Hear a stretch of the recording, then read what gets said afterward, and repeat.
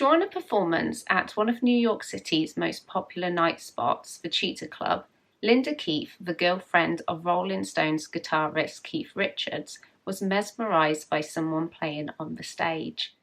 That someone was Jimi Hendrix.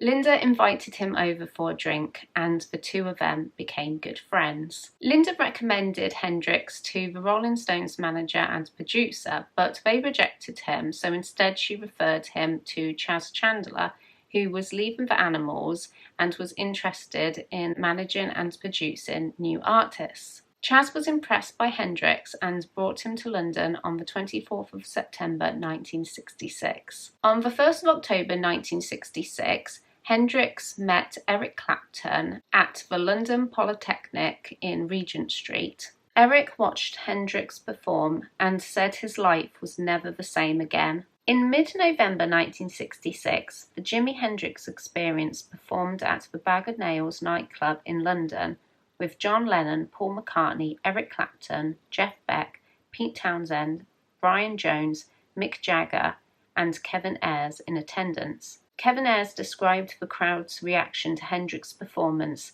as stunned disbelief. The performance earned Hendrix his first interview. It was published with the headline, Mr. Phenomenon.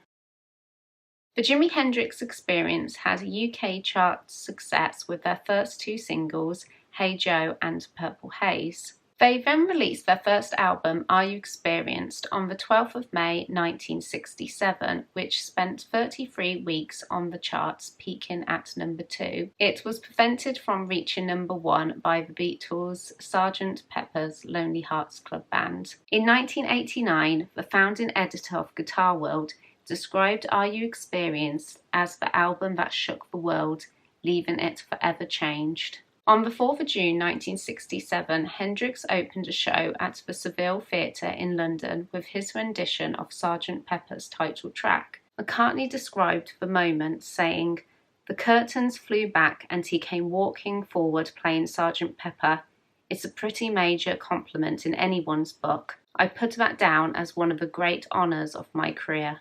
When American photographer Ed Creef was 17 years old, he was standing in the front row of the 1967 Monterey Pop Festival watching Jimi Hendrix perform. Ed had one shot left in his roll of film and took a picture of Jimi Hendrix setting his guitar on fire. It would become one of the most famous images in rock and roll. The Los Angeles Times said, upon leaving the stage, Hendrix guaranteed from rumour to legend. Hendrix left the Monterey audience stunned and in disbelief at what they'd just heard and seen.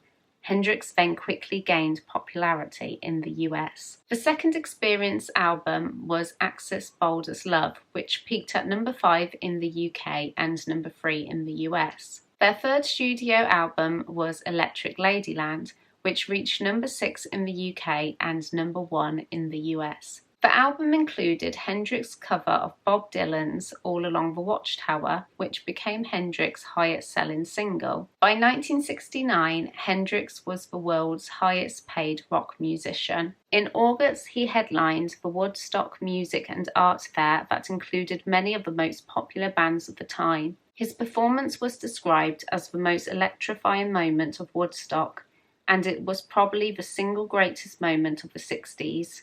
During the performance, Hendrix played the Star-Spangled Banner, which Guitar World named as the greatest performance of all time. Although dying at the young age of 27, Jimi Hendrix has been described as arguably the greatest instrumentalist in the history of rock music. Rolling Stone ranked him as number 1 on their list of 100 greatest guitarists of all time.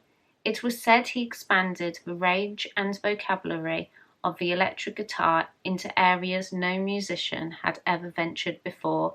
Terry Kath of the rock band Chicago named Hendrix as a major influence, saying no one can ever do what he did with the guitar. No one can ever take his place.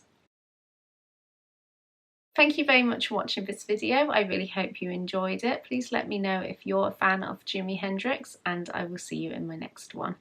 Bye!